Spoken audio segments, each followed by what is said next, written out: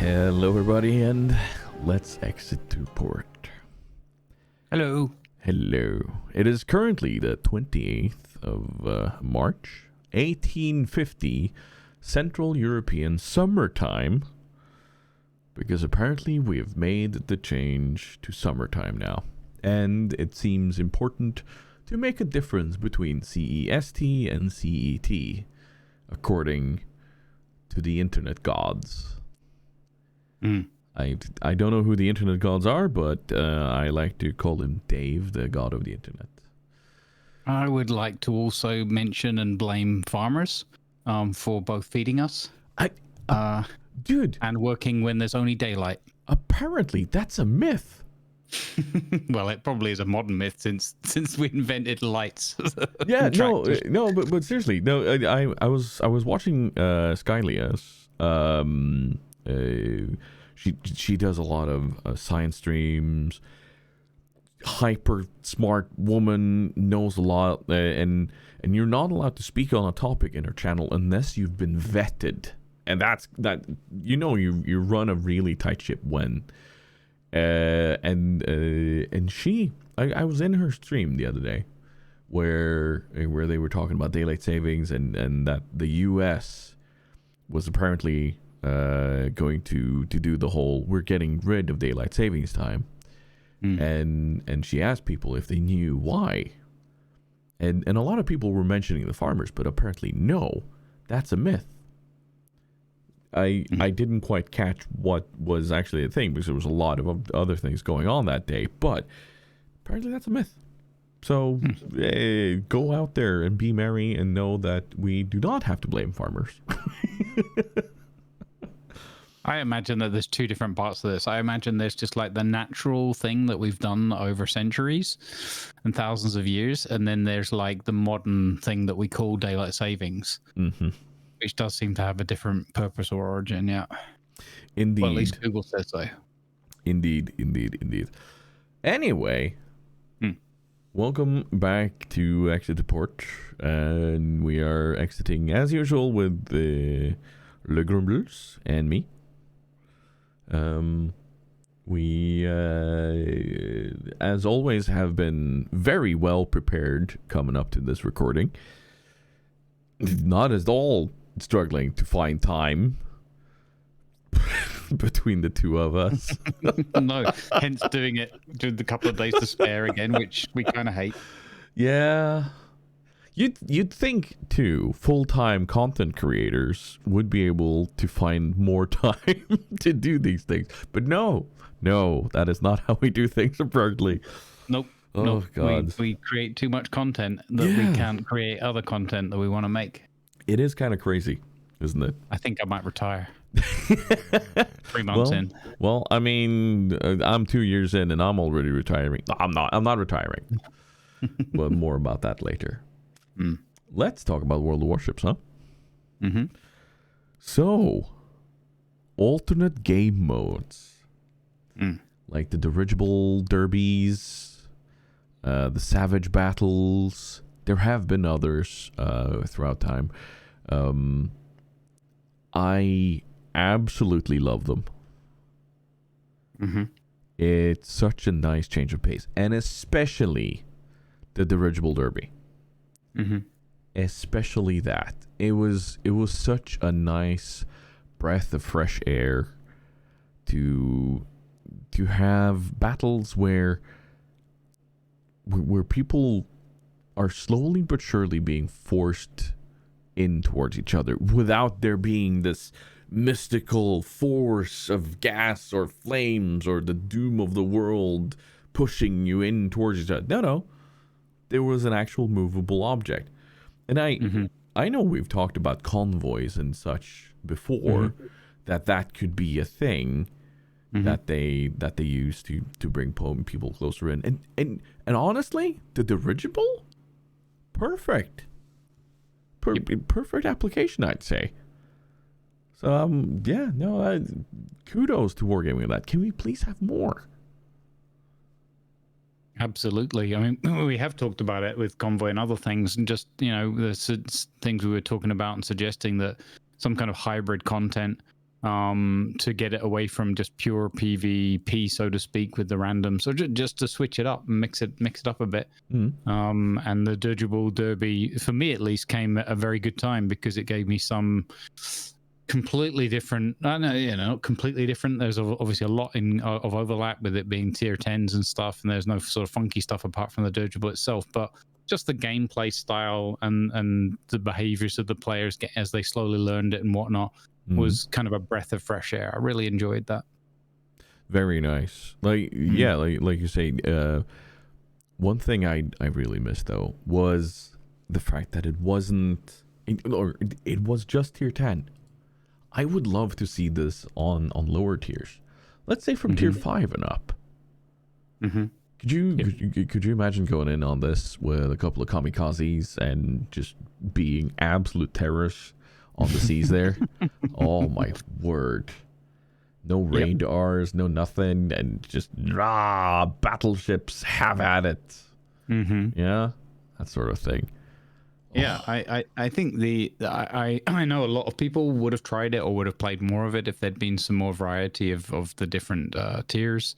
I think, it reminds me even a while back, I'll go into dangerous waters a little bit, but when they did one of the earlier subtests where they had the dedicated tier 6 versus tier 6, and that was fun as well because there wasn't really anything that was going to be super OP. It was all kind of reasonable, and I thought that was really good. And for the life of me, I don't really understand why they don't leave an extra I know they've brought another one in now, Savage Battles, but I mean, maybe in a simple point, if you're gonna not really do operations properly or update them much, why not just leave Dirigibles and Savage Battles in?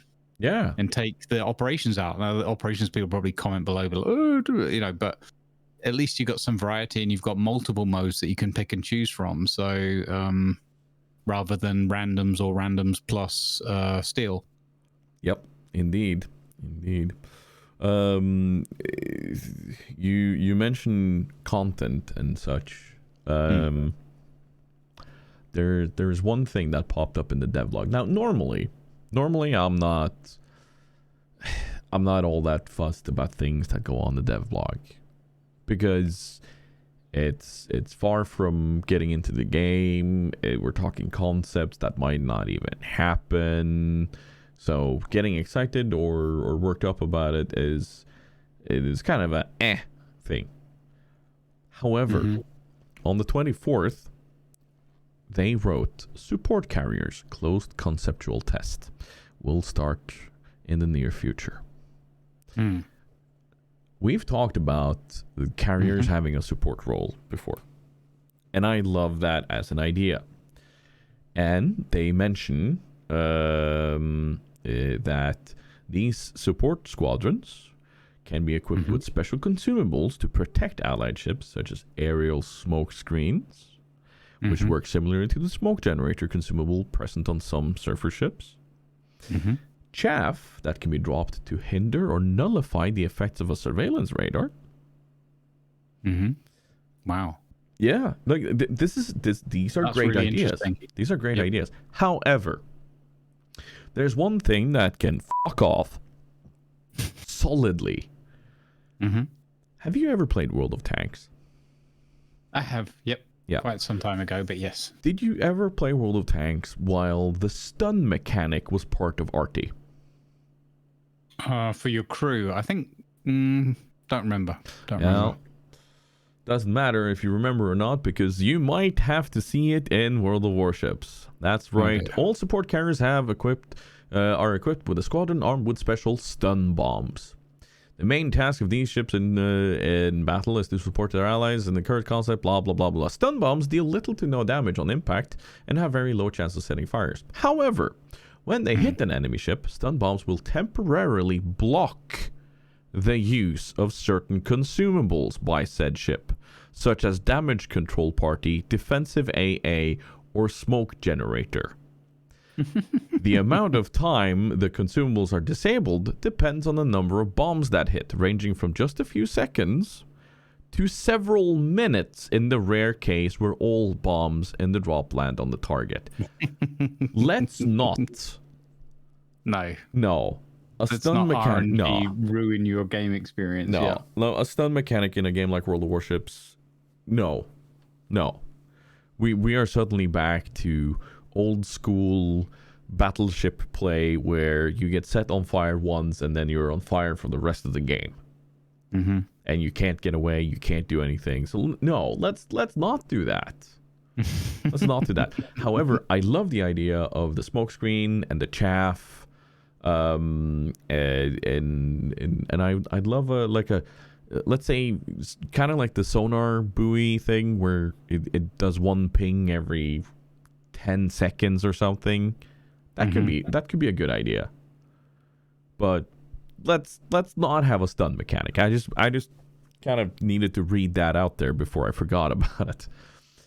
But yeah, World of Warships, let's work on other game modes instead. Please and thank you. Sincerely yours, CC, and lover of DDs. That's us, in case you didn't understand that. Thank you for deciphering it for me. Yeah, no, I thought I kind of needed to decipher it for myself too, to be honest. Yeah. No, what do you say? What if you could make any game mode for World of Warships? What would that be? Any game mode for World of Warships. This is kind of a loaded question because I already have an idea. I think it would be something.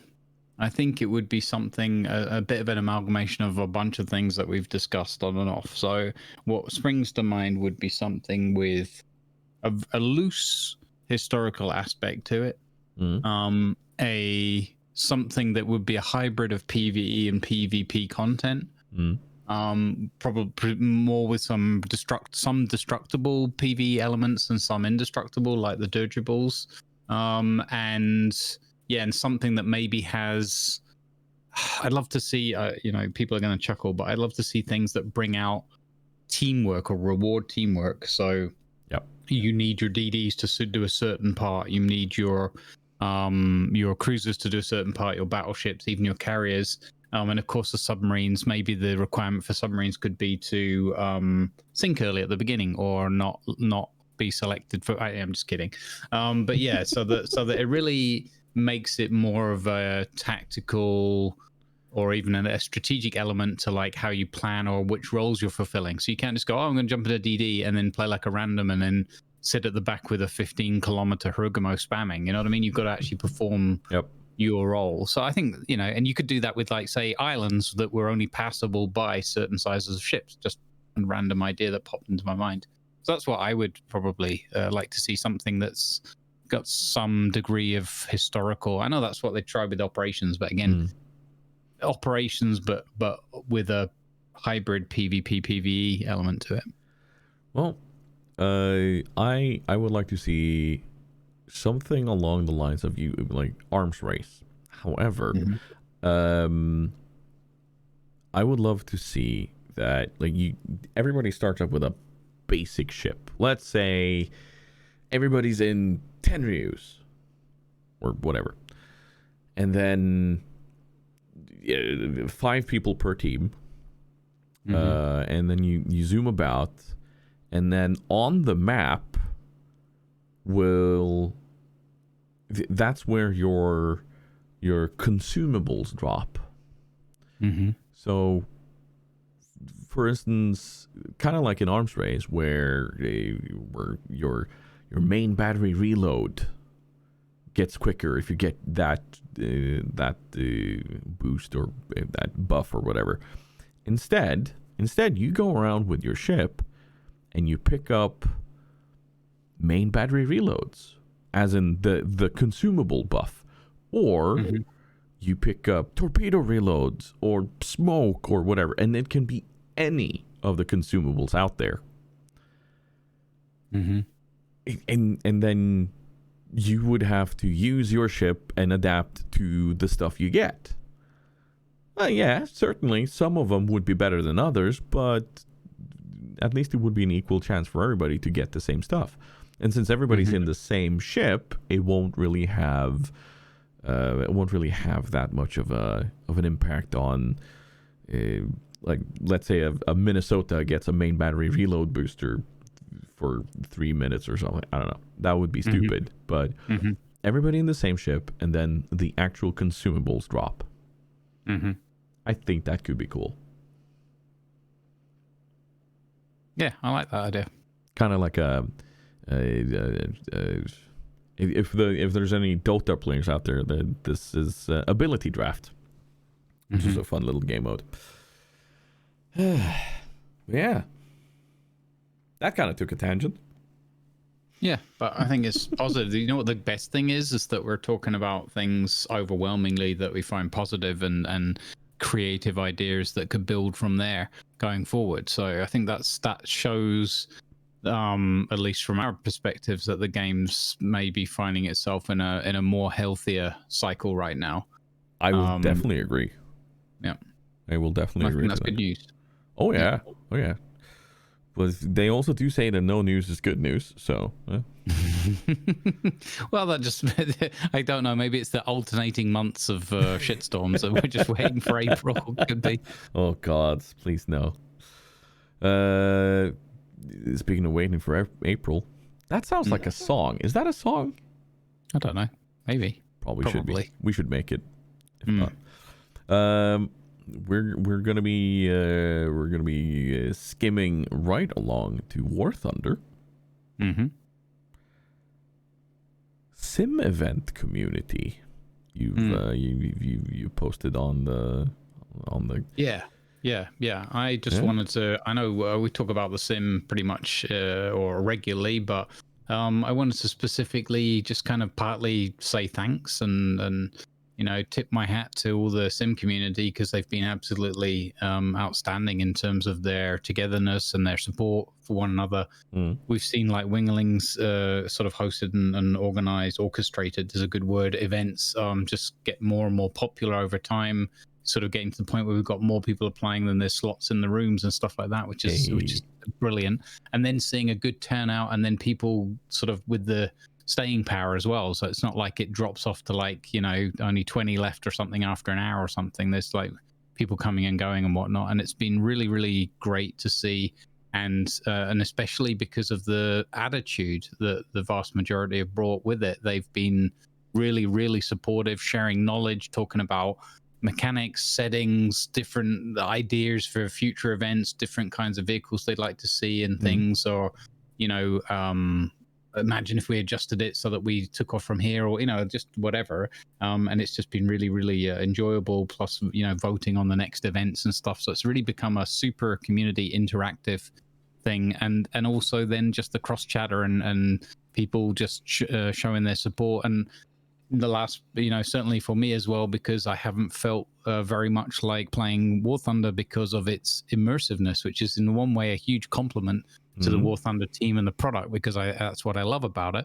But at the same time, there's wars going on all over the place, and I don't really feel like being in a super immersive war simulation. So that's been a challenge for me. But the fact that the community have been overwhelmingly supportive, that's what you'd hope, but you never know. Some people are, I can't believe you're not doing this, or where, not showing up or whatever. But it's been completely the opposite, where they've been just very understanding and supportive, and I really appreciate that. So again, thanks for being supportive, thanks for understanding, and thanks for being part of this amazing community and driving these events forward and bringing their own sort of energy and enthusiasm. It's just been amazing.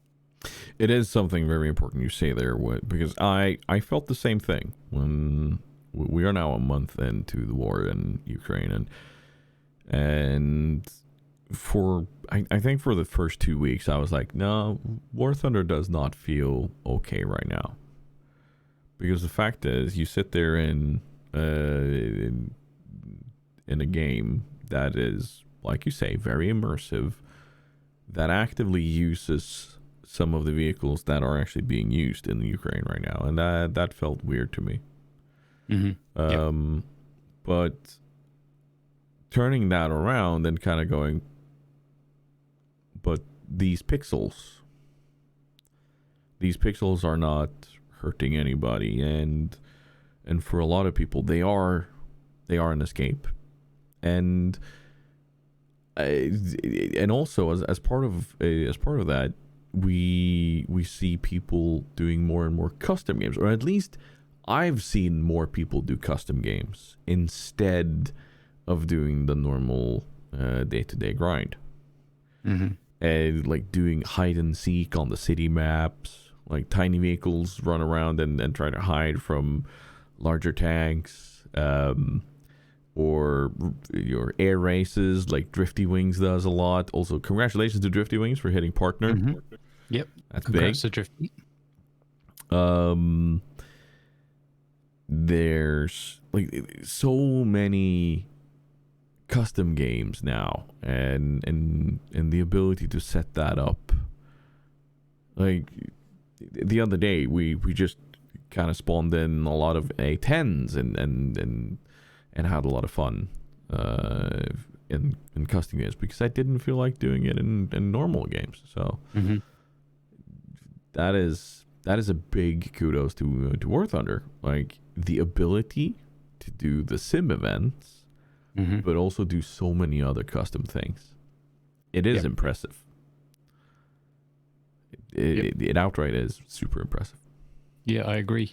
And they could do with some work on explaining how to get those things up and running and making that a bit simpler. But once you kind of get the gist of it, that's another point of kudos to the community, where the community's been super helpful, and you can just reach out and say, hey gang, how do I do this and this? And once you know kind of thing, but it's not very intuitive at all. But yeah, as you said, just at least having that capability is really fantastic. And for me, I just stick to kind of World War II era anyway. Those are the things I'm most interested in. Luckily for me, that's the way the game works, that the modern stuff is higher up, so I can just kind of ignore it exists. Do your own thing. Yep, exactly. If only more games would have the do your own thing kind of attitude going on behind it. Yep. Speaking of something with attitude going on behind it, the A10 Warthog is finally in War Thunder. The Burt is in. Oh my god, that thing. Oh, Grumbles. Yep. Grumbles. It's a beautiful thing. I have heard. Now my character Burt Daka actually has a vehicle dedicated to him in the game. Yeah. No, man, it's just I could fly around with this thing in test flights and just go Burt from time to time. It's just be perfectly happy, honestly. I don't know how long people have been asking for this. But here it finally is. I thought I learned of it over the few months I've been playing War Thunder as kind of a meme, like right up there with like Attack of the D Point. Like, this is not going to ever happen. And then all of a sudden it got announced, and I think pretty much everyone who'd been around a long time was completely shocked and like, wait, what? That can't be a real thing. I was streaming at the time when the announcement video was dropped, and we watched it, and I legitimately had goosebumps. Because I heard the Burt, I was like, no way. No. And yeah. Then quickly after, it was fully confirmed, and well, I today's my day off Twitch and off the internet. Try to stick to it, and I've been pretty good today. But I saw Crab Nation was on because he'd just come back from his business trip, and went over just to say hello to him and everything, and everyone's just really saying hi and being cool and whatnot. And then he happened to be setting up a custom room with A10s. So I was like, surprise. And then I said, all right, I can't stay here because I need to stay off the interweb, but maybe I'll just lurk for a couple of minutes until I get a Burt. And he immediately saw it, and then he was like still on the ground waiting for takeoff, and he immediately gave us a burst of the guns just so I could have heard it live. And I was like, thanks, buddy. 07. Yeah, there you go. And out. There you go. No, that's it is a good sound. Yep. And when you're in a tank and you hear that going overhead, it's like, woo! Yep. I actually watched Oddballs' his video as well, and it was like, when he started firing that, and the way he chuckles, that evil chuckle, it's like, oh my god, you're far too good to have this much fun in this. It's just like terrifying. Yeah, there are certain people out there that that are terrifying in certain vehicles, and I see this vehicle have some potential. Let's say it like that. And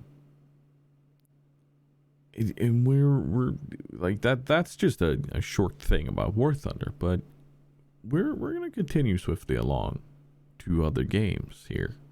And we're gonna talk a bit about stories. Stories in games, and how they kind of, sometimes at least, take you by surprise by having a very in-depth character that you didn't expect. And I think you've kind of recently learned that in Red Dead Redemption 2. Yeah, absolutely. I've been completely blown away by it. I figured, okay, it's probably going to be pretty good. I remember playing GTA 5 and the story of that, and it was one of the few that I've actually kind of bothered to, or been hooked enough to play the story all the way through, and I thought that was pretty solid. And obviously it's Rockstar, so I was thinking, okay, I imagine it'll be something similar. Like, there was a bit of nuance and depth to it here and there, but it was overall like reasonably linear and not all that much variety, or like, it was a good story, but it was like, okay, it's just a story and you just kind of play it through. Red Dead is very different. People have said that, use the word masterpiece, and I was like, yeah, sure. I've watched all the movie reviews, or this is a 10 out of 10 game, and then you play it and you're like, 10 hours in, you're like, okay, I'm kind of done now with this, and it's just a thing to me. A lot of games don't really get their hooks into me, because I'm like, no, don't, if it's very free and open world, I can make my own story out of it. Cool. Exactly. Otherwise, I'm kind of like, oh, this is not really capturing my imagination or anything. Red Dead is, and to be honest, the very start of it, it's kind of like, oh, this might be a bit linear, this feels, but it's obviously the tutorial part, and I'd never got through it before. Yeah. And when we push through that, suddenly the game just opens up and becomes amazing, where you can, what a huge time sink. We've spent like, I don't know how many hours, but tens and tens of hours, and it says we're like 60% complete or something, and I'm like, what? We're like on chapter 5 or something, I think now. So like, that, and obviously that's not even going for a completionist way of doing it. Well, that's been an absolute blast, and honestly, the animation, the art, the ambience, the sound, the music, the script writing, the voiceover, you name it, everything is just top notch. And I can only hope, I have one big hope, and that is that they will make another masterpiece to this level, and with whatever setting. I was thinking maybe something like set in medieval times could be cool, or whatever it is. I don't know if they could make like a Red Dead 3, or how they would go about that with the eras and things, but kind of whatever. But if they did, I don't like, or I don't enjoy so much modern era things, because I like that level of abstraction. But if they do something to this level of depth, it would be, I don't know, that's what we can only hope for. And I'm not even finished this one yet. It's not like I'm wishing to be past this one. It's just that this is, I think, we talked about it with chat. It's like, we might just do an annual playthrough of Red Dead 2. Just do a different character and a different slant on it, and just play it once per year, because it's that good. There are certain people that do that with Mass Effect. And Mass Effect is also one of those huge story games that I think caught a lot of people by surprise. Like, BioWare, not one to be shied away from making a good story game, but just how big Mass Effect turned out to be, with Mass Effect 1, 2, 3, and Andromeda, I think it caught so many people by surprise. Mm-hmm. And as good as Mass Effect 1 is, I think a lot of people were unexpected to how good 2 and 3 were. Mm-hmm. Story-wise and everything. And so yeah, no, your experience with Arthur is something that a lot of people have with Mass Effect. So, and whereas I know you're not a fan of current day, I do think you could probably enjoy some Mass Effect. Yeah. I played Mass Effect 1 like years and years ago on whatever Xbox it was on at the time. And it was, I remember playing that one all the way through to the end. So again, between that and now Red Dead will be another one. Those will be like very few games that I've actually got all the way through in GTA 5. So yeah, I'm going to give that one a go at some point now that there's this whatever remastered edition or whatever it's called. Oh yes, Legendary Edition. Okay. There's stories in games like what game was it I saw or played recently that surprised me with having story? It was just a tiny game where I sat there and like suddenly I felt I was just super drawn into it. I can't for the life of me remember which one, but I tell you what though. There are other games out there that really shouldn't do story. There's 2 mobile games I play. One is XCOM Legends, right, which is it's based in the XCOM universe. You get characters from XCOM and such, but they've kind of tried to shoehorn in a story part. And I don't really need that for that mobile game. It's just it feels weird, like because you sit down first and you kind of you can learn the backstory of each character, and then there's a main campaign, and sure, like yeah, and then you start, and then there's these walls of text that you have to read for each one. Oh no! And it's like okay, when I'm on a cell phone, when I'm on my mobile phone, I need something that can either read it out to me or simple like Hulk smash, clang go bang. You know, those sorts of words. Those are fine. That's plenty of story when you're a mobile phone. But I also started playing the Pokemon Go version of The Witcher. Witcher Monster Slayer, which is something I've actually asked for since Pokemon Go came out, because I don't really like Pokemon. I think I'm allergic to Pokemon, honestly.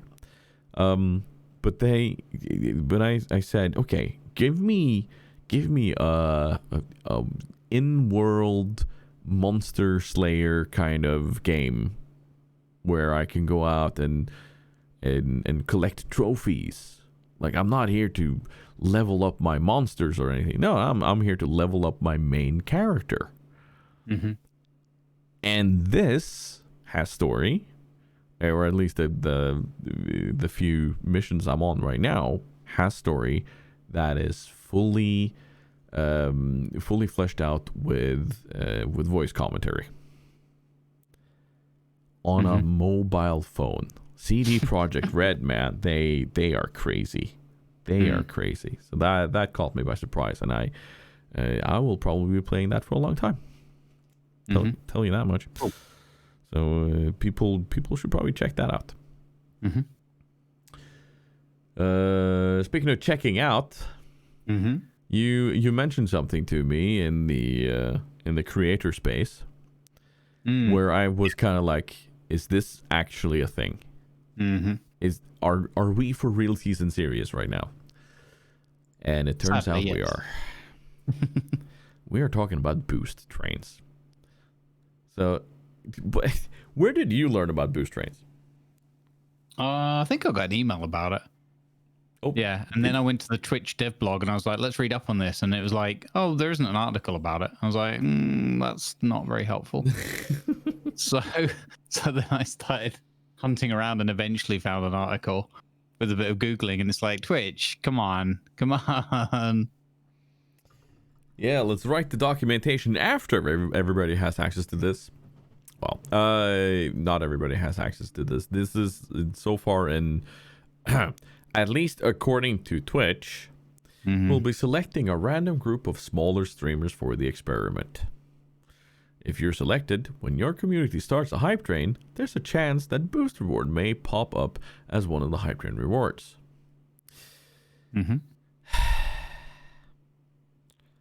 So, to explain to the people out there, what is a Boost train? A Boost train is a supercharged hype train where viewers can purchase recurring or gift subscriptions or use bits. So a normal hype train. However, unlock a Boost reward for the streamer. The Boost reward promotes creators' channels to highly visible parts of Twitch. Now, during the editorial, I made the quip, there are highly visible parts of Twitch? What highly visible parts of Twitch? Tell me, because I don't know a single one of them. Front page? Tell me somebody who actually goes to the front page to find somebody on Twitch. Have you ever done that? No, normally I just, if I land on the front page, it's because I'm clicking on the left where the people I'm following are at. Yes, exactly. And then you're like, front page, get me off front page. Why am I on front page? You know, it's that sort of thing. And I do, to be fair, I do cycle through it sometimes. If I see, like, depends what category or what they're showing, I'll just flick through and see, I'm just out of curiosity. But that's more because I'm actively thinking about it, rather than like, oh, cool, let's have a look. Yeah. So the Boost reward promotes creator channels. Like, why? Why? So you are now sitting there getting money from your viewers, and you're then going to sell the idea of them boosting you. It just... Okay, so when hype trains first came, they were kind of an already adaptation or an adaptation of something that was already on Streamlabs and Stream Elements and so on. Where you could do a hype train. Well, you get enough subs or so on, then a hype train starts, and it could keep on going and keep on going and keep on going. But when hype trains from Twitch came out, people early on started calling these scam trains. Now, if I ever heard of a scam train, is this fucking thing. Sorry for my French. What? Well, they just took the hype train and added some scam to the front. Yeah. And a little bit to the caboose. Yeah, there you go. Yeah. No, I don't like it. I've always felt uncomfortable with hype trains anyway, right from the beginning. But I've kind of gotten used to them, and people, in the community's gotten used to them. So they still make me feel a little uncomfortable. Yep. But if they're gonna do a thing where you're effectively asking people one way or another to, like, hey, you've got a chance to boost it and all that, like, basically, oh, thank you for supporting me, I really appreciate it, I respect that very much, can you just add a bit more please on top? And it's like, yeah. Yeah, no, that feels cheesy. That doesn't really. But they're just banking on it. Obviously they'll do it as a test, but they're banking on it becoming kind of normalizing it, and then see where they want to go with it. I just don't really, it doesn't really sit very well with me. But then again, it is business, and I struggle with some of those concepts sometimes. So creators use the same brain went fuzzy suddenly. Creators receive the same revenue from recurring gifts, subs, and bits contributed as part of a boost train as they would normally during a hype train. I'm not sure why they feel like they need to to outline that, but okay. Do I have to do anything? Let your community know about the benefits of Boost Train. No. Are there any additional settings required for the Boost Train? No, the boost reward happens automatically without you needing to make any change to your settings. However, as a general matter, the higher you set the difficulty of the level goals of your hype train, the more recommendations you will earn. Wow. Wow. That is so scummy. That is really scummy, honestly. Does my hype train level goal make any difference to the boost? Yes, as a general matter, the harder the level goal, more recommendations you will earn. When will it become available? Late March 2022. Can I opt out of Boost Train? At this time, you cannot opt out of Boost. You can turn off Boost Train by turning off Hype Train. What is a high visibility part of the site? There we go. Here's a question. One example of a highly visible part of Twitch is live channels we think you'll like. We're experimenting with other locations as well. Okay. Can we... Grumbles? When was the last time you actively went through channels we think you'll like? No, I don't usually use that bit. I use the bit at the top with the little scroll through. There's like whatever 5, 6, 7 of those, and I'm just curious, like, whatever. I just flick through it sometimes to get a snapshot, and then I scroll down, and I usually just expand my following, or nowadays I go to following and then live, and I scroll through. Yep. So for those who are not aware, you first and foremost have your followed channels up top. Then you get to recommended channels. Then you get to popular channels. Where is this channels we think you'll like? Do you know where that is? Where? I guess it's not as visible as they're marketing it. It's in emails. What? Yeah. Oh my god. Channels we think you'll like are in emails.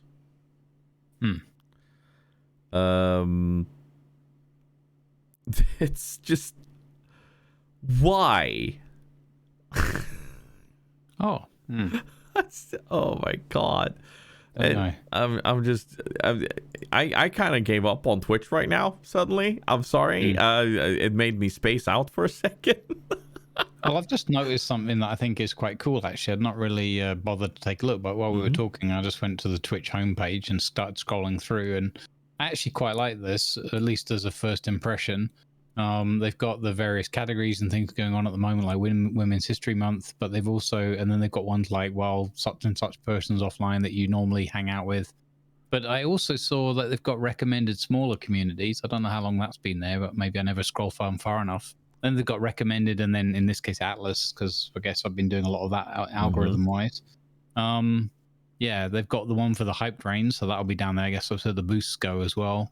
I quite like that. I've not noticed that recommended small communities before. I guess I just need to pay more attention to the page and get to the bit that's maybe more piquing my curiosity. Yeah, you see, that's the thing. How far did you have to scroll to get there?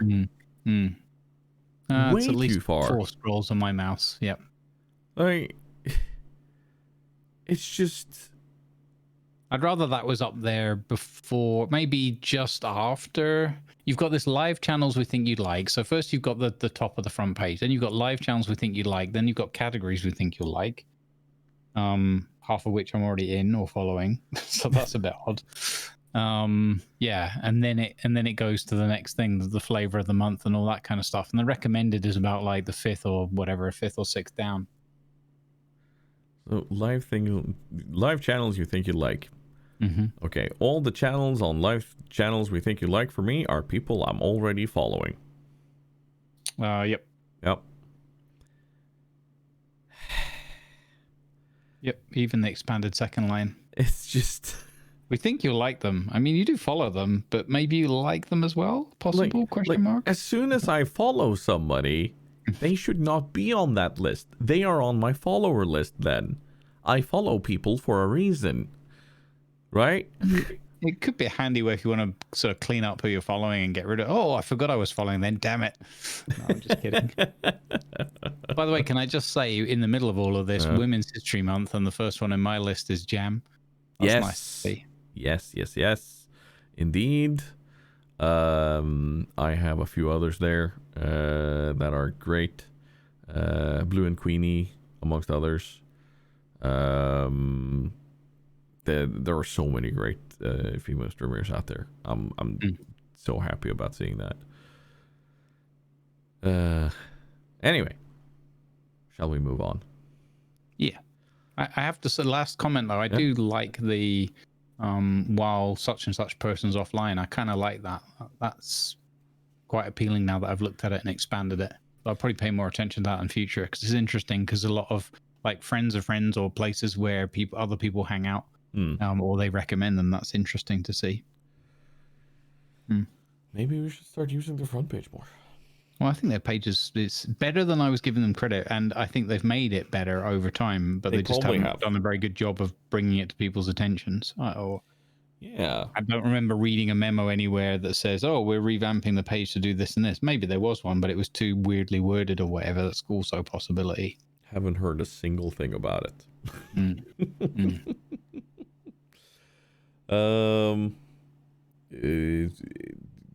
By the way, while we're still on Twitch as a subject, last episode we had a visitor, Mr. Rabtastic.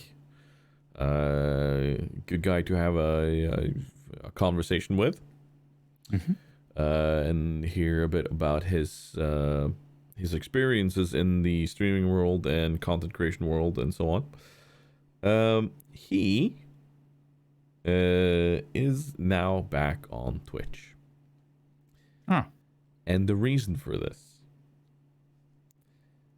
So you remember he talked about this collective and the people making active death threats towards him and so on. Well, the leader of this stream team, who shall remain unnamed, has removed his channel from Twitch. He has stepped down as a leader of this team. He has removed his Twitter and everything. All this in lieu of being caught red-handed pulling an Artisan. We're just gonna call it pulling an Artisan. For those who missed out on Artisan Builds was a PC building company who wanted to help streamers get revenue and only build PC. Well, they did a boo-boo and changed the rules for giveaway just because a streamer that they've actively partnered with themselves, according to them, didn't have enough followers and enough view time and blah blah blah blah blah. So they actively did that while streaming. And the company is now gone. And this leader of said collective has done a similar thing. He promised a giveaway for a stream deck. And in the middle of doing the giveaway, he said, "Oh, I don't have the money to do this, to give away this." Then turning around and buying an Xbox with the money instead. Wow. Yeah. And his sponsorships with certain companies, because of his behavior towards Rab and a few others, has been revoked. So that is at least one scumbag deplatformed. and that makes me happy. Because I'd rather have Rab here and playing Elden Ring and doing his thing than have scumbags like that on the platform. So that's just a quick update on that. I say quick. It turned into quite a mouthful. That's what she said. Welcome back, Rab. I hope you have a much more fun and smoother time of it. I do hope to be able to be part of that because between him and Shelby Gunner, I might be starting to play Fortnite at some point. That's your only response? Well, I heard that something, I don't know if it's a ruse or a meme, but I heard they were removing building from Fortnite and making it more of a normal FPS or something, but it's not really my cup of tea. I'm no good at those things anyway, and it with the style of the animations, and that doesn't really appeal to me. No, normally I wouldn't be doing that, but however, because it is free to play and cross-platform as it is, that means a lot of different people can play together. And that is why I'm jumping on it. Because I want to be able to play together with Shelby, amongst other things. But moving swiftly along to other topics and news. Sorry, I should clarify before we move on that my rather muted response was more because I don't think that much of Fortnite. No, that's fair. Didn't interest me whatsoever. It was nothing to do with the fact that you're able to cross-platform play with friends. That just to make that 100% clear. No, I think that was clear. Don't worry about it. Okay. It just went through my head, like listening back to that might sound a bit odd. Hey, that's actually a good segue. Listening back. I hate editing YouTube videos because I'm forced to re-listen to myself over and over and over and over, and that means I keep noticing my mistakes. I keep noticing my idiosyncrasies. I just want to upload stuff and leave it there. This is why I love live streaming.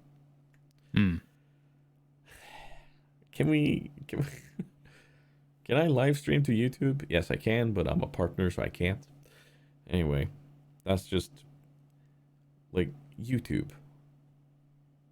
Why do we use YouTube, Grumbles? I mean, because I see Twitch as the de facto place to go for live content, and YouTube is the de facto place to go for everything else, or VOD content, whatever you want to call it. So, I think it works really well. I think it's a pretty well-rounded, straightforward to use platform, and it serves that purpose. And it also has, depending on which way you look at it and how you use it, but it's pretty good in terms of finding what you're looking for. There's some nuance to that as well.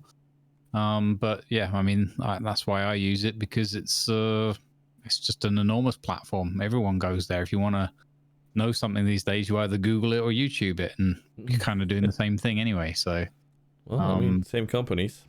Yeah, exactly. So I get a lot from YouTube because I like sometimes, mimicry or learning something through seeing someone else's perspective or how they do a thing or how they speak about a certain thing. Combined with imagery, I find it very useful for me as a learning tool when I don't have much time to or I'm just trying to get a refresher or remember I'm sure I did this thing before. I can't remember the button. It's like, oh, it's there. Okay, cool. But that's how you use YouTube. But how do you use YouTube? How do I use YouTube for my own content? I have been attempting to use it on a fairly regular basis to capture, funnily enough, the very latest set of content has been stuff more from live streams that I've then re-edited together offline and reposted, like my Red Dead compilations. But what I wish I could do is use more stream or clip content and then just chuck that straight on there. I think that I know Wing has been doing a really good job of that. I think he's just decided that with the time he has, it's better for him to just grab some live content and then throw that straight up there as a highlight than it is to put a lot of like wrapping around it or do too much editing. He does some editing sometimes, but he's been mostly just throwing stuff up to get the hours and to get the algorithm seeing regular daily posts, that kind of thing. I think that's a pretty smart approach to it. I'd love to do that. There's a gotcha with that, depending on what content, or like if I'm using music, even if I'm using copyright free music, doesn't necessarily mean that YouTube is going to accept it. So, or at least it will demonetize it. So I kind of have that slight problem.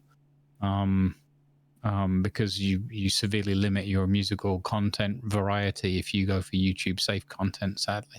Yeah. But yeah, that's what I'm using it for, mostly just for bringing some extra laughs and things that I want to kind of have as an online, well, archive would be the wrong word, but an online repository where people can go and look up stuff that hopefully makes them smile. That almost went the wrong way. Well, that's what the doctor said. Heyo. No, but like I just kind of realized that if I want to listen to music that isn't on DMCA friendly, I could just turn off the routing, so I can sit there and love the music and stream and so on, and people would be none the wiser. Thank you, GoXLR. But yeah, no, what you're saying there about getting the content out there, that is something I've really wanted to do on a more regular basis myself. Because like we've kind of already talked about, Twitch isn't really the best place to be shown off to others as of yet. Like it kind of feels like they are working on it with like you said, what they've done to the front page and well, I hate to say it, the boost train. Like it seems they have an idea. Like there's at least some sort of idea of discoverability going on. If it's the right way to go about it, to being paid, no, but there's still the thoughts of discoverability going on in their head. So I'm happy about that. But the fact of the matter is, it's one of the easiest ways of getting more views on Twitch is by being on other social media platforms and posting your content from your streams onto YouTube. Or TikTok or Instagram or whatever. Like your preferred method may vary, but that is kind of scary. And it kind of annoys me because I'm sitting here, well, actually we're both partners. We have an exclusivity contract with with Twitch. And we're not just talking the 24-hour thing where our live content cannot be on any other platform within 24 hours. We can't stream on any other platform, meaning I can't really go live on TikTok unless it's a different data stream. Like there's a whole loophole going on there, but I don't like the fact that I'm sitting there and I can't really go ahead and promote myself anywhere else, but I have to use YouTube. Well, yeah, I mean, you can promote, but you just can't do like real time or live stuff. Yeah. So yeah, no, the stuff going on YouTube for me at the moment is Subnautica. Played offline, recorded offline. And I've never thought I'd say it, I'm enjoying it. It's weird, but I'm enjoying it. There's something about kind of setting a goal for myself and going on, okay, this is what I'm doing. I'm doing it in this order and so on. And kind of having figured that out, I'm more in tune with playing it. But yeah, I never thought I'd say that I'm enjoying Subnautica. Oh, that's good. But yeah, no, I would love to have more time to post my stuff from Twitch to YouTube. Maybe I need to set aside a couple of streams a week where they're no longer streams, but they are content creation days for TikTok or YouTube and such, where I do the whole clip editing or best moments or whatnot. Mm-hmm. Yeah, I think that's the best way to do it. Similar thought myself. I was trying to use some of my Monday downtime, but today is the first time I've actually really just rested for the most part of the day, and it's done me good. So I might change my schedule a little and just have a dedicated set of time where I do stuff, because I do really want to keep up with that, and I think it really helps to have things across the board, or at least in a couple of different areas, so you're not dependent on only one thing. Yeah. I definitely have the most fun with the live streams for sure, but it doesn't feel like the best path to follow to exclusively do that one thing.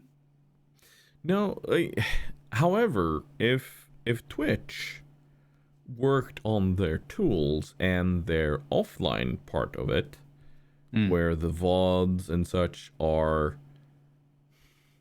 like, when you go to a channel that's offline, I feel like it could look different. It could look more inviting, as such, to kind of go, hey, this is the recent broadcasts, and it had this happen, not just kind of a preview of one of the images or so on. Like, show a bit more about the broadcasts. I don't know, like I feel like they could do more with it.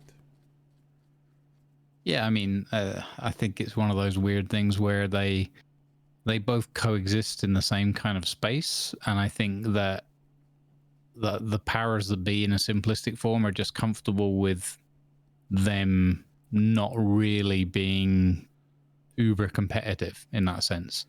So they just kind of you have this tool that's generally for this purpose, and sometimes does a bit of the other, and you have this tool that's generally for this purpose and sometimes does a bit of the other, so that it gives the impression that there's a degree of competition. But ultimately, you got to think that one of the core purposes behind these platforms and the businesses is to have everybody's data, right? So I think they're both serving their purpose, as it were. Not to be too tinfoil hat about it, but I think that's essentially why it doesn't change, or why there's not enough movement in those directions, because it's simply they're both performing their functions. Well, YouTube is stepping up their live streaming game, so something is definitely happening. They are getting more and more of the larger streamers that were on Twitch to go over to YouTube, and so something is definitely happening there. So I think we will actually see a change from Twitch. And I do also hope that we'll see a change from Twitch, because, well, it's not a perfect platform, but we're getting there. We're getting there. Yeah, I agree. I still think overall there's way more positive than negative, but different. That's just my particular view and my experience. Oh yeah, yes, definitely. And we have seen large steps taken against hate raids lately. So I'm very happy about that, making it a slightly better platform and safer platform for all types. And yeah, no, I'm excited to be on Twitch. That I am. But I'm also excited to be on YouTube, because that is kind of where I started. That's where my channel all started out, by creating videos and such. 2016 is when the TigersDen kind of came alive, became a thing. That's when I started creating videos. So there are some very old videos there where you'll see a very hairy tiger. Mm-hmm. Like a lot of hair on top of the head, not just on the bottom of the head. Is it striped? No, sometimes it's very matted. But yeah. but seriously,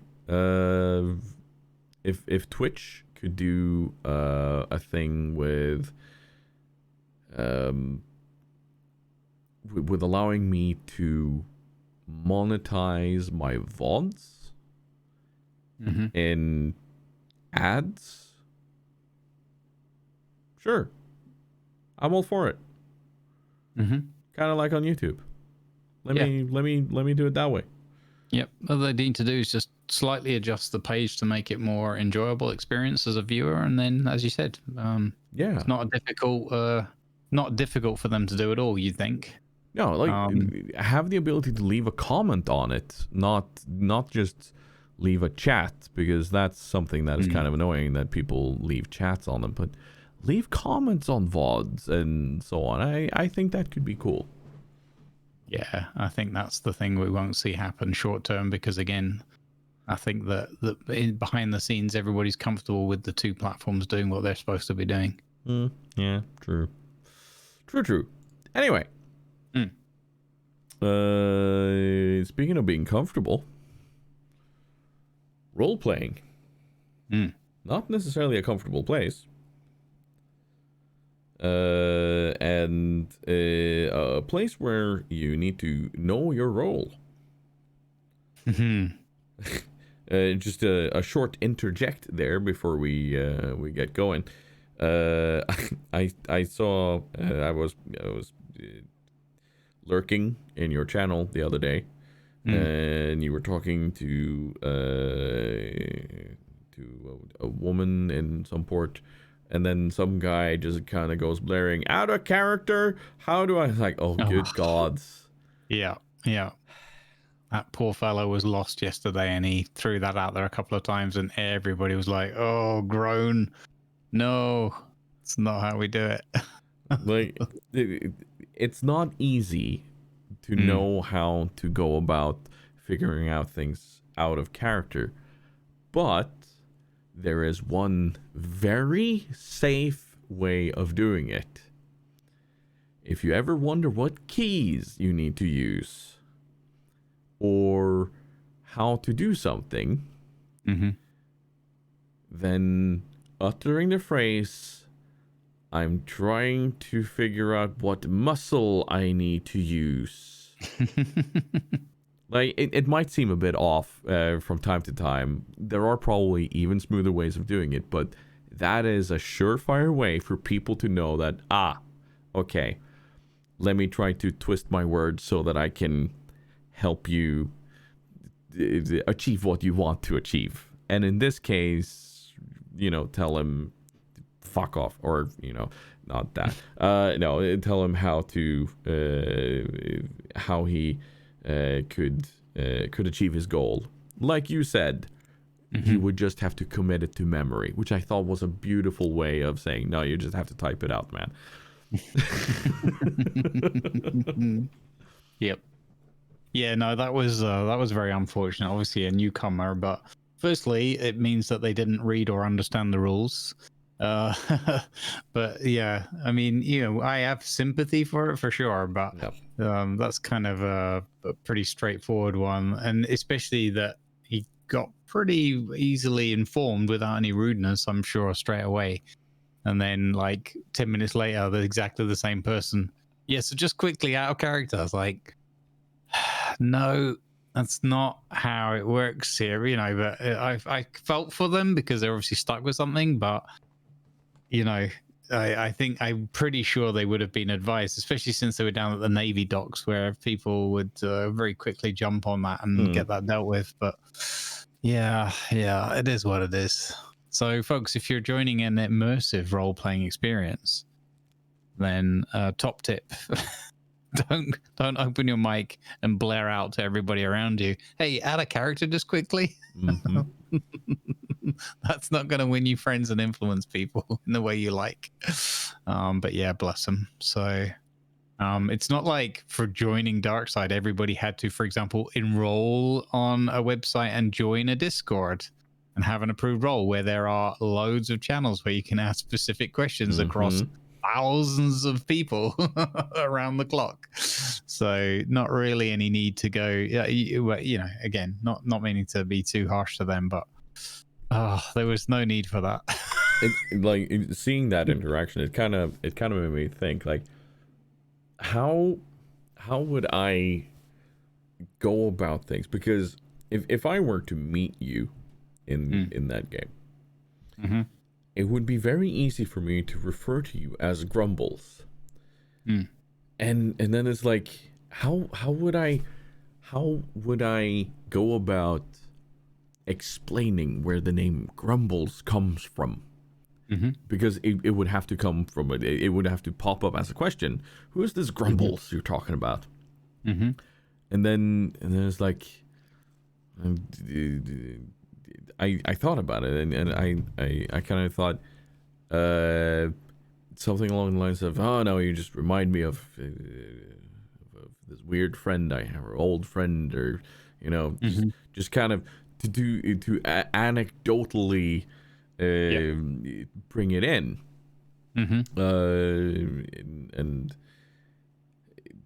because that is one of the dangers of playing together with somebody you know well. You know them well by a different name. It's so easy to use that normal name sometimes, but then this is the thing about the community and role playing. Even if it's like immersive role play we're doing, nobody's gonna like completely crucify another player for like slipping up, especially people you know for sure. But even newcomers or random people you've just met, nobody is gonna do that. They will help. It's just like you said before, it's how you go about it. And if there's a slip up, usually what happens is the other players around you will help cover your mistake. You know, if they know, if they're in on it. That's normally what happens. So like my character will probably turn around to Skinny Pete and say something like, oh, what are you grumbling about? What are you talking about? Or are you hungry? Is that your belly rumbling? Or something like that, you know, and just make a little joke out of it. And then everybody catches the mistake and moves on. So, but yeah, it's rather difficult to do when somebody just screams out multiple times over, hey, out of character quickly. What? Who's this out of character you're talking about? Are you an actor? Are you auditioning for a role on the stage in the theater? And you kind of go that way and hope that they twig and understand. And there's a few things that Darkside have done to extend their rule set over the years as well to make it more, because even the sort of pseudo meta stuff sometimes gets a little bit out of hand, like people referring to the gods when you're talking about like an admin decision. There's a few things where that gets then overused, you know, and you're like, and I probably do it because it becomes a habit, but you got to be like, not the one challenge that we've had, and even I've had this season, there's been a few bugs here and there with some of the modded content where you can't use a thing, or a certain thing causes a crash or whatever. And the most awkward one has been things where like part of a mod is working and part of it isn't, so you've got to try and find a way in character to express like, do this, but whatever you do, don't do that. And those are particularly awkward ones, but again, you just try and it's an interesting challenge just to try and find a way around how to do it and how to describe it to people. It's kind of fun. Yeah, the immersive part there is very important, because not all role play environments are like that. And I think it's very important to stress that when people are looking for immersive, they have gone out of their way to get to a place where this won't happen. They like, people don't join immersive groups just willy-nilly. There might be some, but most people are there to actively have that very immersive role play session that they're looking for. So yeah, no, that not everywhere is it kind of bad to say that, okay, out of character, how do I do this? That is perfectly fine in a lot of role play kind of setting. I would like to add. Yeah. We do get a lot of people that jump on and they're sort of role playing for the first time, and I'm super into that and really encourage people. It's just that you do have to understand, and that's why whenever anybody asks in chat or whatever, I always take the time to explain, like, what's the level of role play, what's the level of immersion that we're sort of looking at, so that people know kind of what they're getting themselves into, because they often don't pay attention to that or don't think about it. It's, oh, this looks like super fun, everyone's laughing and joking all the time, awesome, I want to be part of that. And then they jump in. It's like, you may or may not enjoy it, but you certainly need to do yourself a favor and understand at least what it is that you're getting into. Yeah.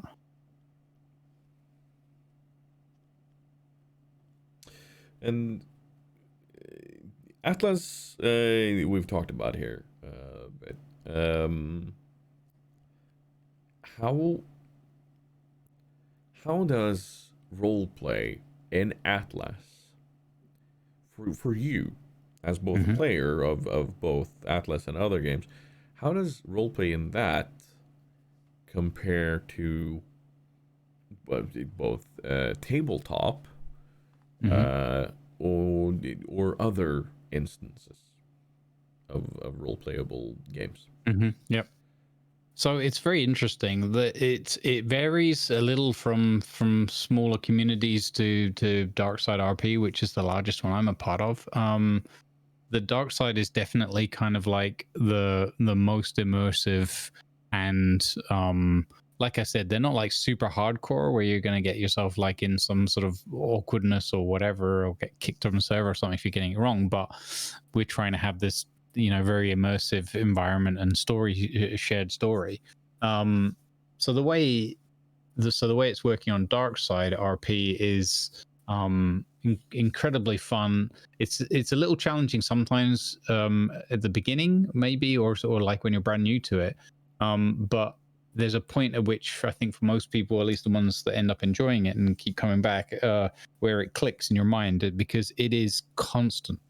Like if you're on there for, like I was yesterday, 13 hours plus, that is 13 hours of RP in that immersive world.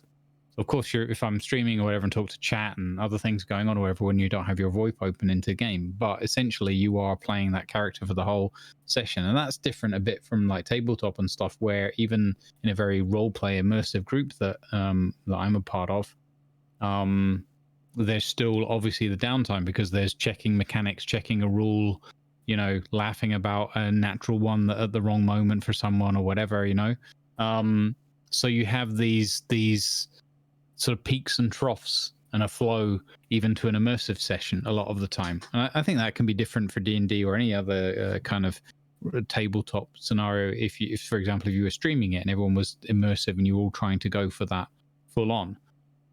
But usually I find that there's this sort of ebb and flow of role play and non-role play mechanical stuff or whatever, like lightheartedness or whatever. And in other games or in other communities, it's been more towards the dark side immersive level a lot of the time, but we've had kind of bits of everything. Sometimes it depends if you're getting used to the game or getting used to mods, or so how a specific set of mechanics in a specific community or server are working. That can sometimes be more difficult to remain in that immersive state, and sometimes it's just down to the players and the stories around you. People can be a lot more jovial and lighthearted sometimes, and it doesn't make sense to try and push for like fully immersive RP. If everyone's not there to do that, then it's counterproductive to try and force it, in my experience. So yeah, that's some of the differences as I would describe them. The difference with the dark side is it's so immersive and so constant that you don't get those lighthearted moments. And the only reason I get the lighthearted relief moments is because I'm also streaming and entertaining chat separately to what's going on in the story. Yeah.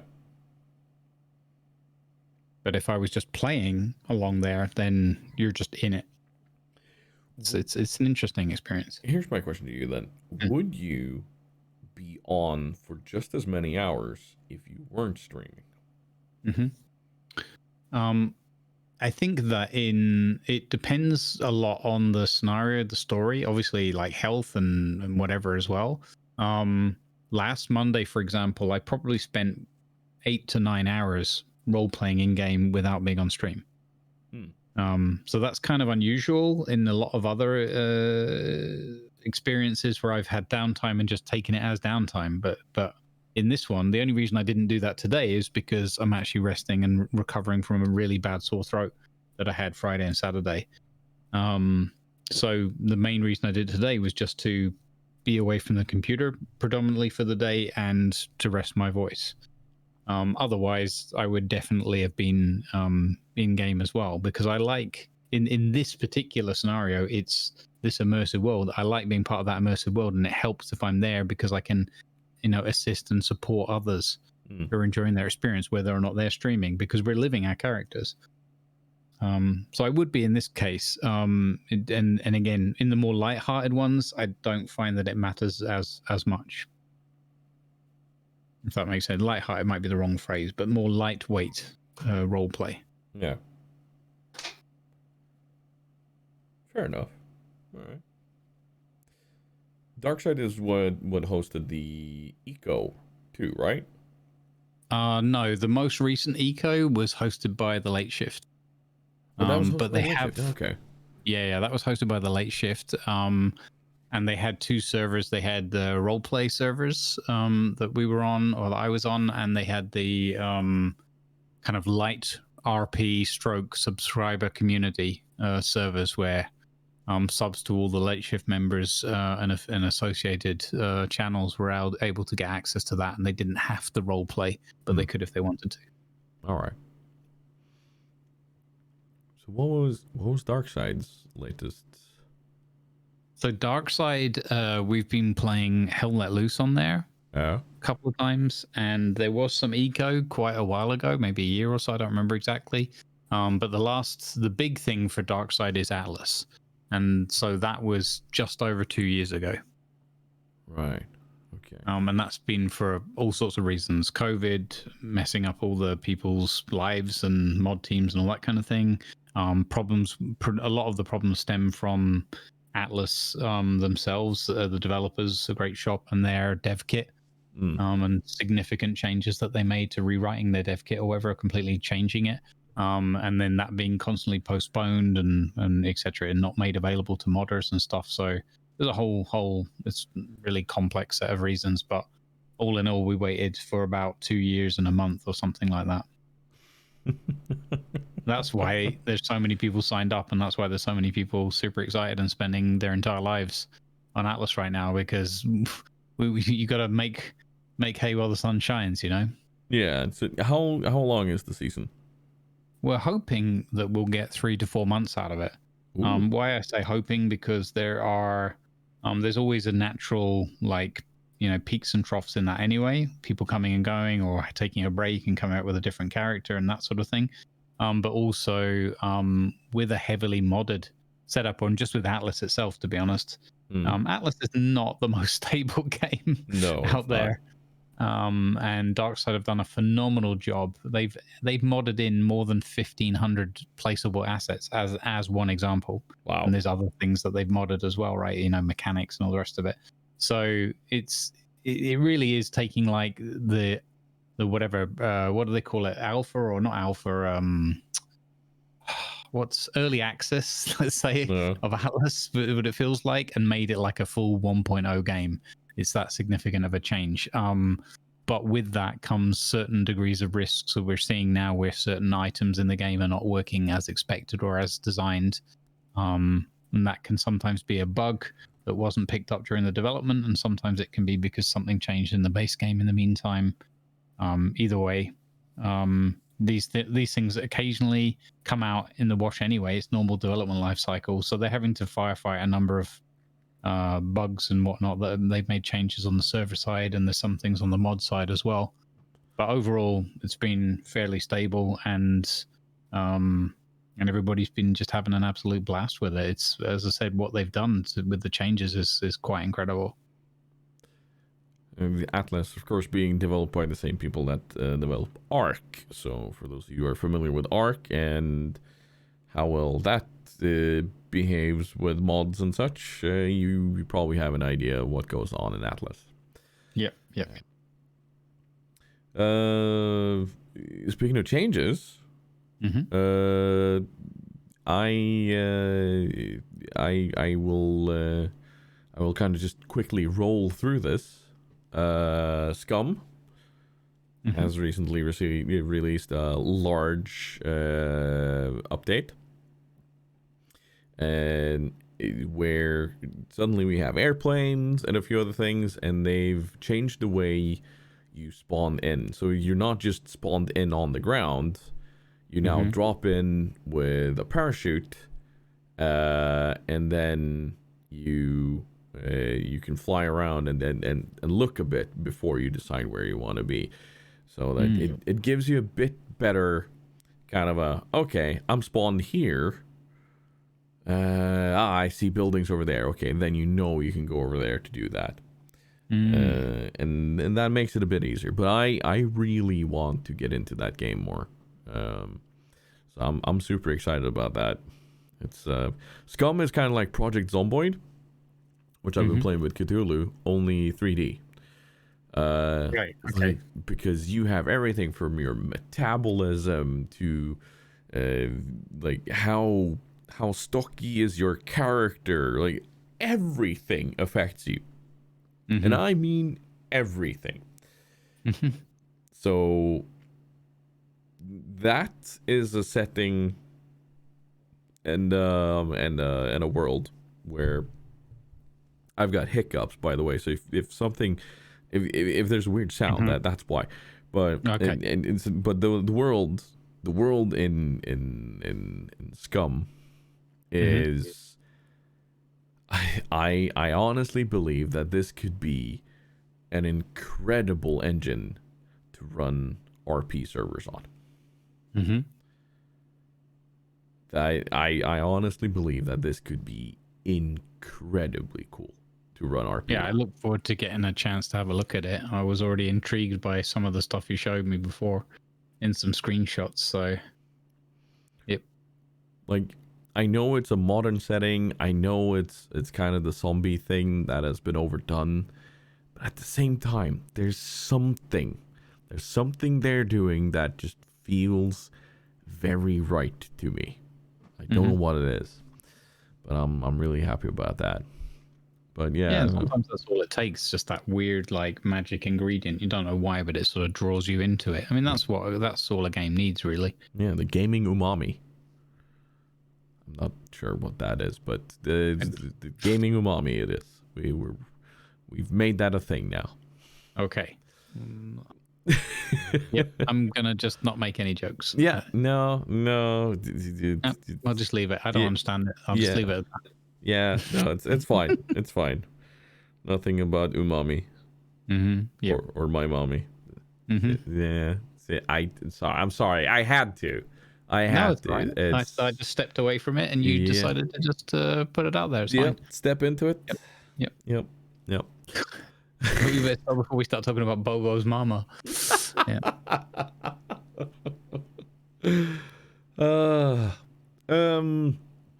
Wow. Okay. We have rambled for a bit.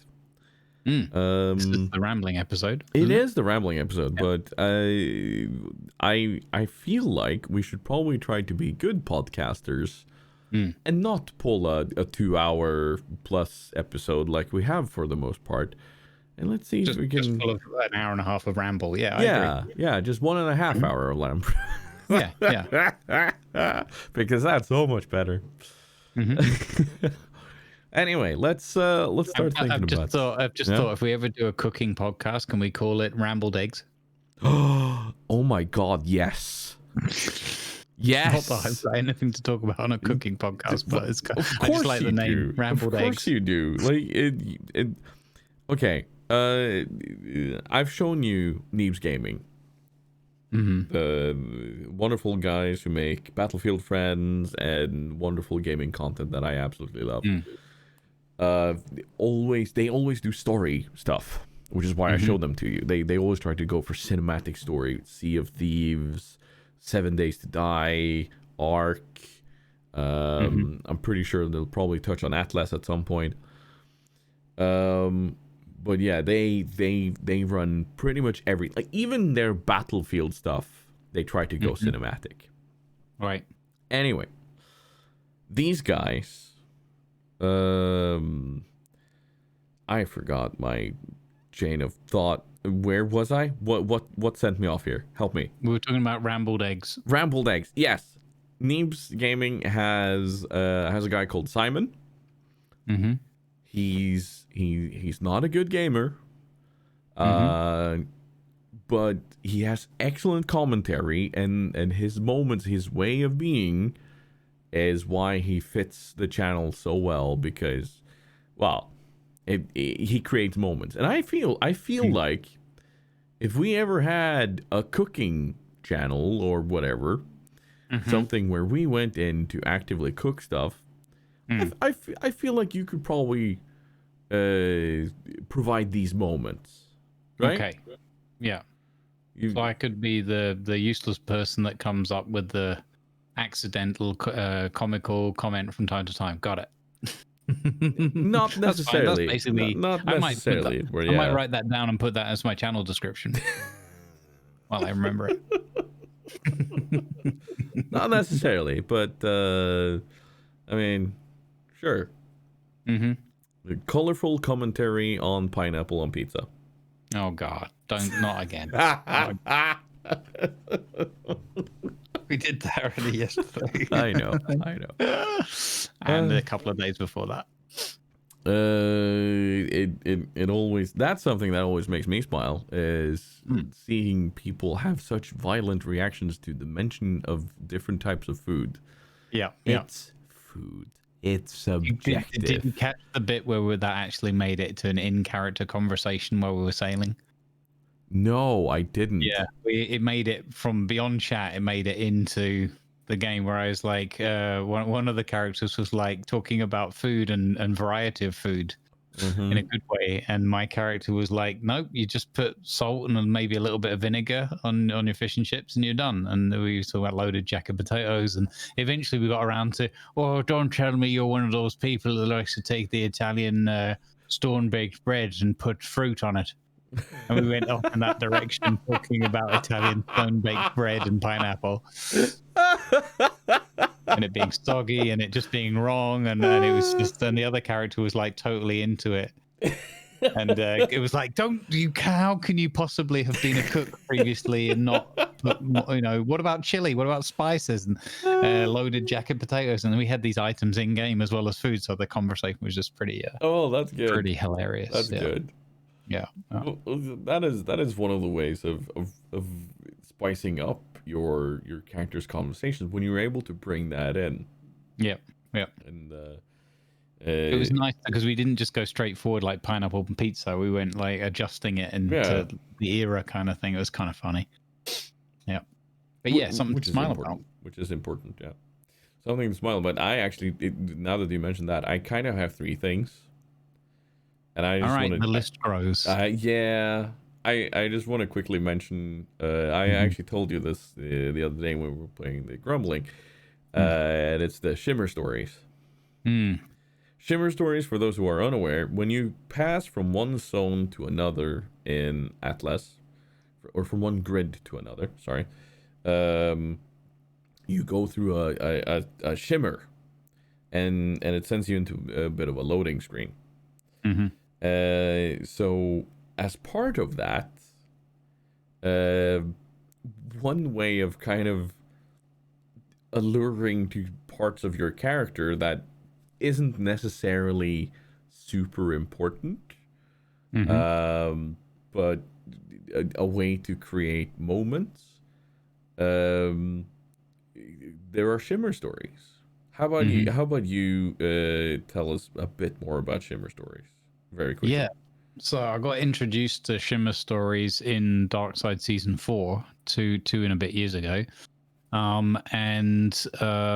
You've described the mechanics of it, and it was my buddy Dub, who introduced this with one story where he started a story. We went through the shimmer, and the premise is then you have the ending of the story, and it can be as wildly different from where you started, and the more sort of comical or loosely related, generally the better.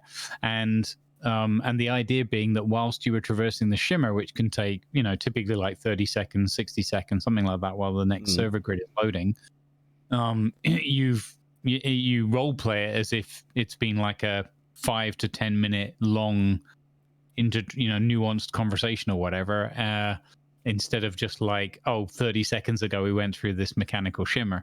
So and that's how I got introduced to it the first time round. And you do a build up. You do like the setup would be something like, did I ever tell you the time about I met Mary with 15 fingers on one hand?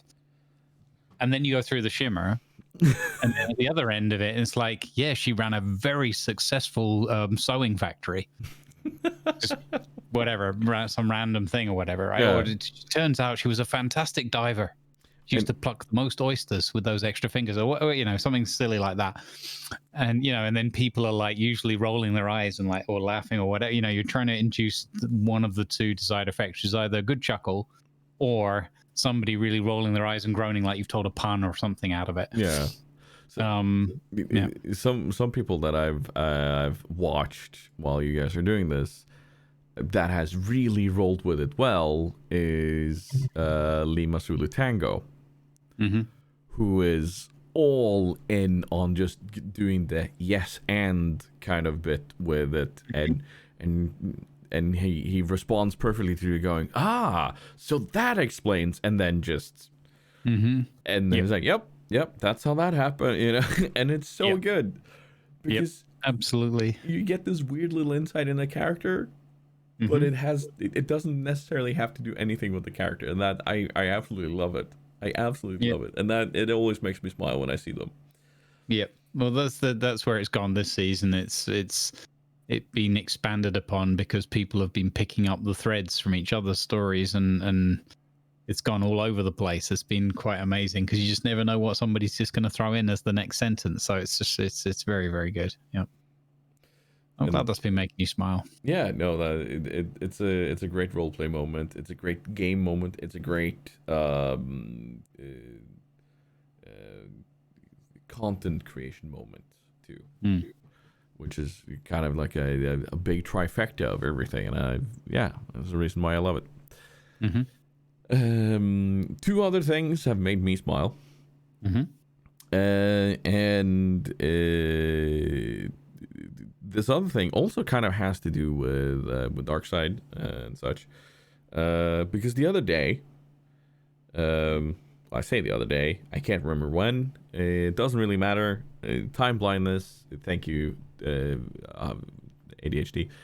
Anyway, the other day, the Beth Freeman Art was in your chat. Beth Freeman Art is the now fiancé of Gassy Mexican, and she was in your chat, and she was talking about Malcolm. And Malcolm, for those who do not know, is Gassy Mexican's husky. And what made me smile was the fact that Beth said that if they go out to do something in the garden or work a bit outside of the house, they often leave Grumbles' channel on in the background for Malcolm to watch.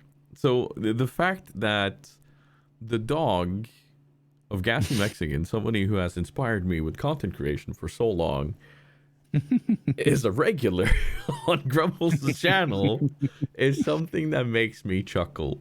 Something fierce. That is amazing. I absolutely love it. And just it's this idea of this husky kind of sitting there, slightly derpy and looking at Skinny Pete dancing along and talking about ladies' night and so on. It's absolutely fantastic. I absolutely love that as an idea. Mm-hmm. And lastly, maybe the biggest reason to smile that I've had in a long time was that this week, I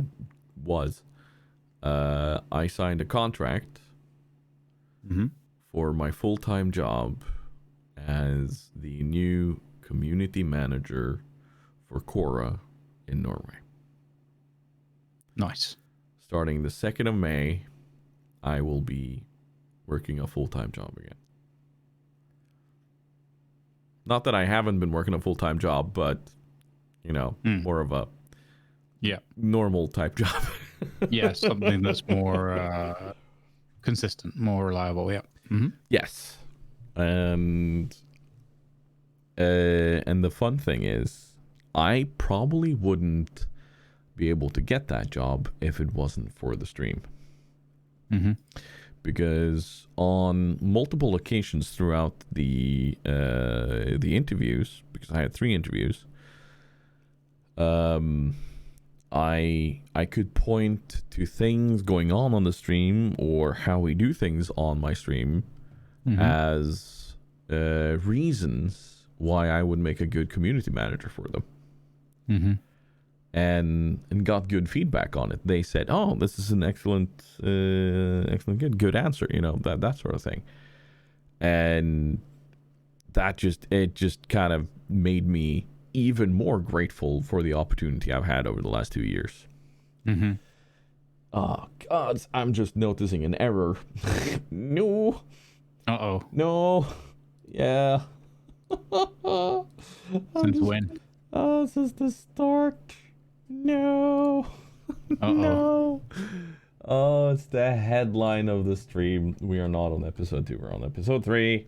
God dang it. Oh, well, that doesn't matter. No, it's not a big error. But okay, I thought you were going to say something like, "We've not been capturing audio for the last 2 hours." No. And I was going to be like, "Well, there goes that window we didn't have." Yeah, no, it's that we thankfully have.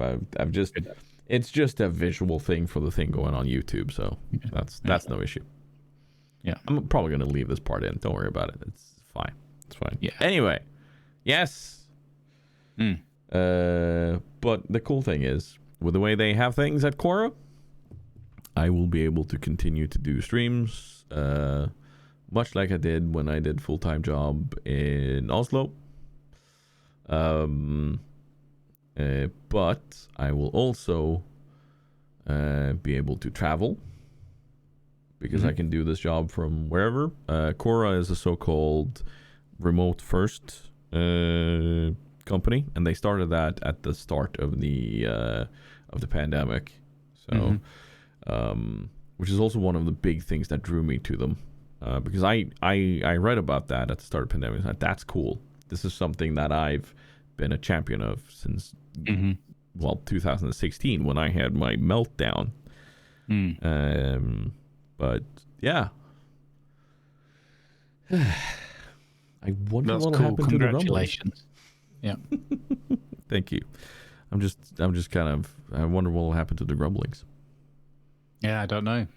Because someone was like, "Oh, you have to move the Grumblings to the weekend." I was like, "Yeah, when Grumpy can't play." So no, he can. He knows he'll have to make time. I don't know. No, we'll figure it out. Yeah, exactly. We'll work it out. I might be able to do kind of like you did before you went into content creation full time. It's to have Fridays kind of be my day off, or when I work like that, and then I instead work a bit on Saturday or whatever, because it's more of a, you have goals to reach during a week. It doesn't have to be every single day you have to reach these goals and so on. Yeah. Well, that's good. If you're not sort of tied to a stopwatch or whatever, that's good. No. Cool. I'm really happy for you, buddy, because I know what that means to you. And I wish you every success with it. I hope it goes super smoothly, and I'm sure that it'll open up other avenues as well, because it's still in that sort of space, running, being part of a community team or whatever, running a community team that's going to probably blend into some degree of your content creation, like you said, and lean on those skills, and you'll be benefiting on both sides of it, so to speak. That's cool. I hope so. Mm-hmm. Anyway, That's how I foresee it. what are you going to smile about? I got a couple of things to smile about. I brought two because you were upping the ante. While you were speaking, I've got a mini third one, so I kind of got 2.5 or 2.69. Heyo. One is again, I just want a big shout out there. Kind of like it's probably a broad thing. I was going to make it more specific to say the dark side. Let's keep it to the dark side. So the DarksideRP community, both the players, the streamers, mods, everyone that's just into it. I would just like to do a big shout out and say how much it makes me smile, how much love there is, and the community spirit, both for that it's taken over 2 years to get to this point where we can play together, to then going through a number of teething problems and little mod issues here and there, the way people have been sharing knowledge and supporting one another and helping get the word out there, things that do this, don't do that, or whatever, and people finding, for the most part, that one meme example is an exception, but people finding good ways to sort of storytell and kind of get over that. Like, because everyone's super excited, then people get emotional. I mean, there's always the one or the other person that's like, oh, wow, I can't believe this is broken. But the overwhelming response has been, wow, we're out here. And one like short example is yesterday during the stream, we ran into a player that my character knew their character 2 years ago. Oh. And I don't really know the person that well, but we had very fun RP interactions back then, and they're playing the same character this time. And so I was there yesterday, and I was kind of like, I think I recognize this person, but I'm not too, my memory and all the rest of it. And then that works because Pete's memory, he's, like me, basically. He's basically just an extension of me to some extent. And she was like, Pete, is that you? She's like, I know that name, McCracken. She's like, Pete, is it? Oh my God, Pete! And she played it. She role played it as like, oh my God, like long lost friends, kind of like, or acquaintances, like re-meeting each other. And it was just so fun because the mixture of her character playing as excited, but you could tell the player was excited and I was excited. So we had the two things feeding off of each other. It was amazing. So, and then some of the same shenanigans that we used to have back then ensued, and even involved new characters that we were with. It all revolves around people being accidentally punched in the family jewels when you're down at the trade docks, because in Atlas it's very easy to slip with your mouse and punch somebody without realizing it. So that just a kudos, and it made me smile. It warms my heart to see how the community is really coming together and just starting to role play and tell stories, but also just celebrate the fact that we're back there and having fun together. So that was one. Another one, a very different kind of topic, but still very heartwarming, is I recently did a thing where we were doing sort of charity events that I'm involved in and supporting causes that I've got a connection with for this year. And then we accidentally kind of stumbled into the whole Hope for the Day thing that Very Angry Platypus had organized, and got involved in that. And as part of that, I started reaching out to a few people and getting some people actually approaching me as well, saying, oh, could you help with this? Well, I'm doing this thing. Would you mind giving this a mention? That kind of thing. And I've started to really embrace that and reach out to a few different people. Last week was Guru for his 40th birthday doing charity stuff. And just, I basically get people to give me a flyer, sort of image, and I stick it on my BRB screen. So every time I go away for 3-4 minutes to make a coffee or a sandwich or whatever, I've got information up there, and we add donation links and stuff like that as commands for the mods to use, or viewers, depending what level of information, so that we're helping to promote other people doing work for charity as well as part of their content creation.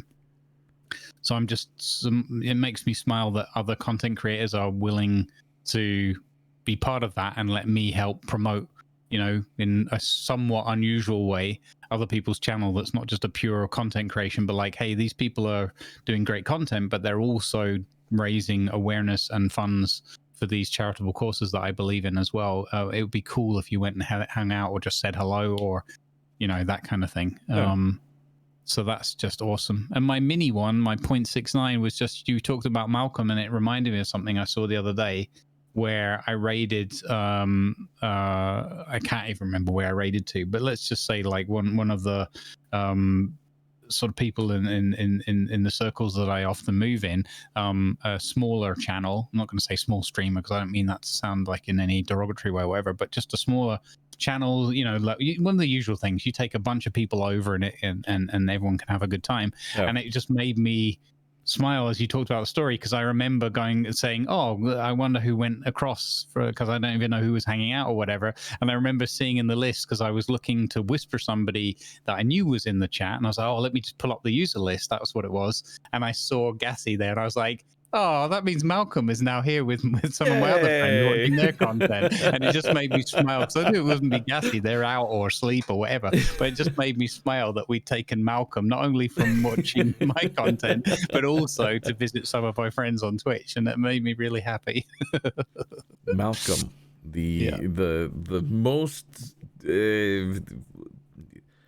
traveled dog on Twitch ever. Like, yep. How come otherwise his Twitch handle is the Journeyman? I love that idea. It's such a fun idea. Yeah. There you go. Yeah. Malcolm, if you're hearing this, big fan.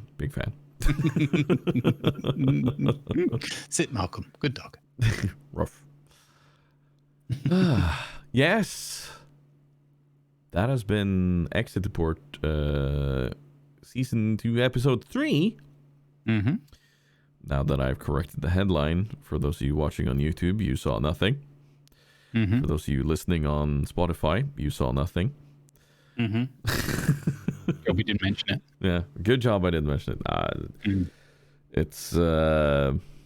It's been crazy the last few weeks, and well, going up towards the end of this week, it's a period of a lot of feelings going on in my head. Because my girlfriend will be leaving to go home on Friday morning. So, yeah. I'm not looking forward to that. Technically, she'll be going home to her place of residence. Yeah. Because as they say, home is where the heart is. Well, yes, fair enough. I'm going to see it like that. Yeah, fair enough. Anyway. I have been the Tiger. You have been the Grumbles. Yes, you have been the Grumbles. And we have rambled. Yes, we have rambled. Hey, would you look at that? We're almost at the 2 hours. Ba-ding. There should be like a ching or like a stopwatch sign or something. And nobody was surprised. Anyway, thank you everybody for listening in. You will find us in the normal links as always down below. Watch us on YouTube, watch us on Twitch, watch us where you can watch us, and listen to us where you can listen to us. Indeed. So with that being said, with that being done, we'll catch you guys in the next one. Goodbye. Bye, everyone.